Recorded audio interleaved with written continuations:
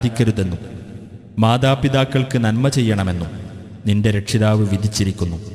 മാതാപിതാക്കളിൽ ഒരാളോ അവർ രണ്ടുപേരും തന്നെയോ നിന്റെ അടുക്കൽ വെച്ച് വാർദ്ധക്യം പ്രാപിക്കുകയാണെങ്കിൽ അവരോട് നീ ഛേ എന്ന് പറയുകയോ അവരോട് കയർക്കുകയോ ചെയ്യരുത്. അവരോട് നീ മാന്യമായ വാക്ക് പറയുക. واخفض لهما جناح الذل من الرحمة وقل رب ارحمهما كما ربياني صغيرا. കാരുണ്യത്തോടുകൂടി എളിമയുടെ ചിറക് നീ അവർ ഇരുവർക്കും താഴ്ത്തിക്കൊടുക്കുകയും ചെയ്യുക. എൻ്റെ രക്ഷിതാവേ, ചെറുപ്പത്തിൽ ഇവർ ഇരുവരും എന്നെ പോറ്റി വളർത്തിയതുപോലെ ഇവരോട് നീ കരുണ കാണിക്കണമേ എന്ന് നീ പറയുകയും ചെയ്യുക.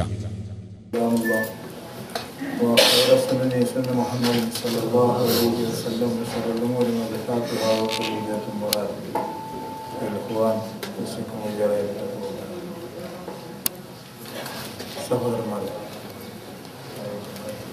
അള്ളാഹുവിനെ കുറിച്ച് ഓർച്ചുകൊണ്ട് അള്ളാഹുവിൻ്റെ കൽപ്പനകൾ പാലിക്കുവാൻ പരമാവധി പരിശ്രമിച്ചുകൊണ്ട്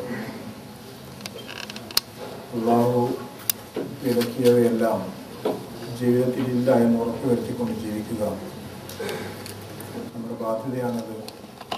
നമുക്ക് നൽകപ്പെടുന്ന വസീയത്താണത്. തീരുമാനങ്ങളും നടപ്പിൽ വരുത്തേണ്ടതും വ്യക്തികൾ തനിച്ചാണ്. ബോധമുണ്ടാവുക. അള്ളാഹു നമ്മെ സഹായിക്കുമാണ്. സൂറത്തുൽ ഇസ്രായിലെ ഒരായത്ത് അറിയാവുന്ന ഒരു വിഷയം ഓർപ്പിക്കുക.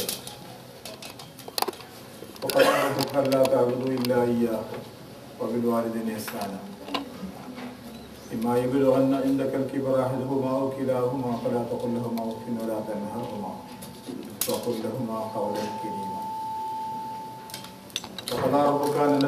നിന്റെ റബ്ബ് തീരുമാനിച്ചിരിക്കുന്നു, വിധിച്ചിരിക്കുന്നു, അല്ലാത്ത അഅ്ദു അവനല്ലാതെ ആരാധിക്കാൻ പാടില്ല. വാലിദൈനി ഇഹ്സാന, മാതാപിതാക്കൾക്ക് നന്മ ചെയ്യണമെന്നും തമ്പുരാൻ വിധിച്ചിരിക്കുന്നു. ഇമ്മാ യബ്ലുഗന്നൽ കിബറ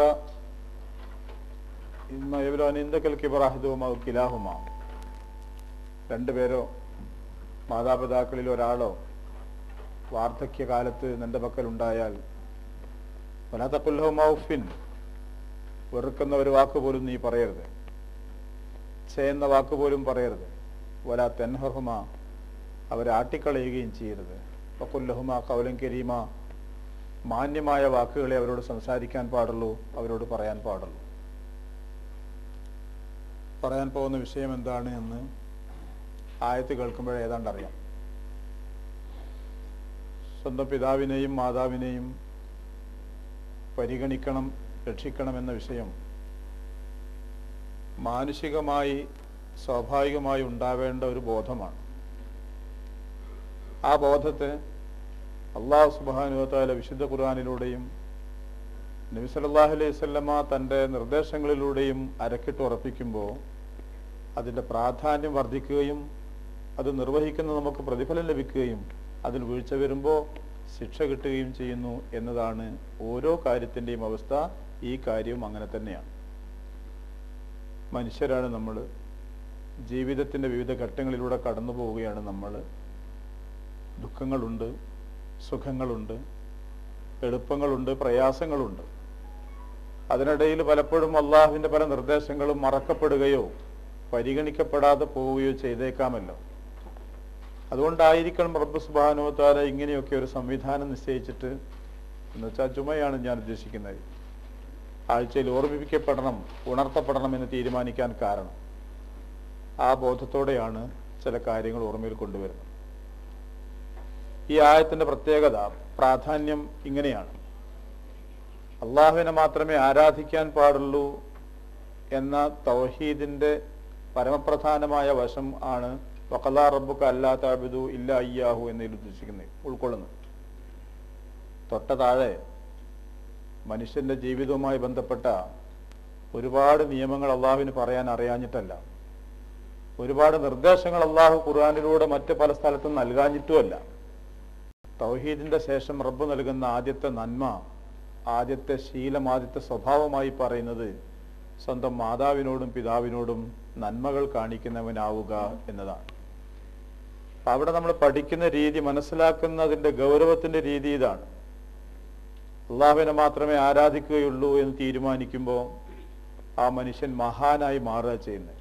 ഒരു വലിയ തീരുമാനമാണ്. റബ്ബിനല്ലാതെ കീഴ്പ്പെടൂല, റബ്ബിനോടല്ലാതെ പ്രാർത്ഥിക്കൂല, ഒരാരാധനയും പടച്ചവനോടല്ലാതെ ചെയ്യൂല എന്നൊരാൾ തീരുമാനിച്ചാൽ അതൊരു വലിയ തീരുമാനമാണ്, ഒരു മഹത്തരമായ തീരുമാനമാണ്. ആ മഹാനായ വ്യക്തി ഒരു വലിയ തീരുമാനവും മനസ്സിൽ വെച്ചുകൊണ്ട് നടന്നാൽ പോരാ. അവനിൽ നിന്ന് ഗുണങ്ങൾ, നന്മകൾ പുറത്തേക്ക് വരണം. ആ നന്മകൾ പുറത്തേക്ക് വരുമ്പോൾ അത് ദൂരേക്കല്ല പോവേണ്ടത്, അകലങ്ങളിലേക്കല്ല ആദ്യം പോവേണ്ടത്. ആദ്യം ആ വ്യക്തിയുടെ നന്മ, സുഖം, അവൻ്റെ വിശ്വാസത്തിൻ്റെ പ്രയോജനം ആദ്യം ലഭിക്കേണ്ടത് അവൻ്റെ ഉമ്മാക്കും ഉപ്പാക്കുമാണ് എന്നാണ് ഈ ആയത്തിൻ്റെ പൊരുൾ.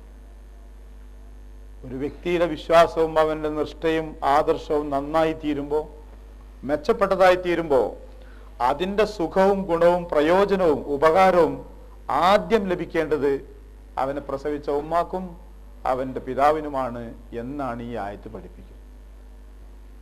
അപ്പം എത്ര ആവർത്തിച്ചാലും അധികമാവില്ല. കുറഞ്ഞ സമയം നമുക്ക് നമ്മുടെ മാതാപിതാക്കളോടൊപ്പം കഴിയാം. അള്ളാഹു എന്തു പറഞ്ഞു എന്ന് നോക്കിയിട്ട് അതെനിക്ക് പറയാൻ തോന്നുന്നു ഇങ്ങനെയാണ്. ആദ്യത്തെ ഭാഗം, ഈ പിതാവ് എന്ന് പറയുന്ന ആ സ്ഥാനം, മാതാവ് എന്ന് പറയുന്ന ആ സ്ഥാനത്തിന് വലിയ മഹത്വം കൽപ്പിക്കുന്നുണ്ട് അള്ളാഹു എന്നതാണ്, വലിയ സ്ഥാനം കൽപ്പിക്കുന്നുണ്ട്. അത് പറയാനുള്ള ന്യായം എന്താണെന്ന് ചോദിച്ചാൽ നിങ്ങൾക്കറിയാവുന്ന ആയത്തുകളാണ്. സൂറത്തുൽ ബലദിൽ ലാ ഉഖ്സിമു ബിഹാദൽ ബലദ് എന്നെല്ലാം തുടങ്ങിയിട്ട് അള്ളാഹു സത്യം ചെയ്ത് പറയുന്നിടത്ത് പറയുന്നൊരു വാചകം വവാലിദിൻ വമാ വലദ് എന്നാണ്. ജനയിതാവാണേ സത്യം, അവൻ ജനിപ്പിക്കുന്നതാണേ സത്യം എന്ന് പറഞ്ഞുകൊണ്ടൊരു സത്യം ചെയ്യുന്നുണ്ട്. സാധാരണ അറബി ഭാഷയിൽ വാലിദ് എന്ന് പറഞ്ഞാൽ പിതാവും വാലിദത്ത് എന്ന് പറഞ്ഞാൽ മാതാവുമാണ്. പക്ഷെ വാലിദ് എന്ന് പൊതുവായി പറഞ്ഞാൽ അതിൽ മാതാവും പിതാവും ഉൾക്കൊള്ളും. ജനയിതാവ് എന്ന് നാം മലയാളം പറയുമ്പോൾ അതുകൊണ്ട് ഉദ്ദേശിക്കുന്നത് പിതാവ് മാത്രമല്ല, മാതാവും കൂടിയാണ്. അപ്പൊ പിതാവാണേ സത്യം, മാതാവാണേ സത്യം, അവർക്കുണ്ടാകുന്ന കുഞ്ഞുങ്ങളാണേ സത്യം എന്ന് പറയുമ്പോൾ ഈ ദുനിയാവിലെ വലിയൊരു സംവിധാനത്തിലേക്ക് ചൂണ്ടിക്കാണിക്കുക മാത്രമല്ല, പിതൃത്വം എന്ന സ്ഥാനത്തെ, മാതൃത്വം എന്ന സ്ഥാനത്തെ പ്രകീർത്തിച്ചുകൊണ്ട് അംഗീകരിക്കുകയാണ് പടച്ചവൻ ചെയ്യുന്നത്. വസൈനൽ ഇൻസാനബി വാലിദൈഹി ഹമലത്തുഹു ഉമ്മുഹു വഹ്റൻ അലാ വഹൻ വഫിസാലുഹു ഫി ആമൈൻ. മറ്റൊരായത്ത്, മനുഷ്യനോട് അവന്റെ മാതാപിതാക്കൾക്ക് നന്മ ചെയ്യണമെന്ന് വസിയത്ത് ചെയ്തിരിക്കുന്നു. എന്നിട്ട് അത് പറഞ്ഞാൽ തന്നെ എല്ലാവർക്കും മനസ്സിലാവും എന്താണത്. നമ്മ ഉമ്മയാണ് ഗർഭം ധരിച്ചത് എന്ന് അക്കാലത്ത് നമുക്കറിയില്ലെങ്കിലും പിന്നെ നമ്മൾ മനസ്സിലാക്കിയിട്ടുണ്ട്.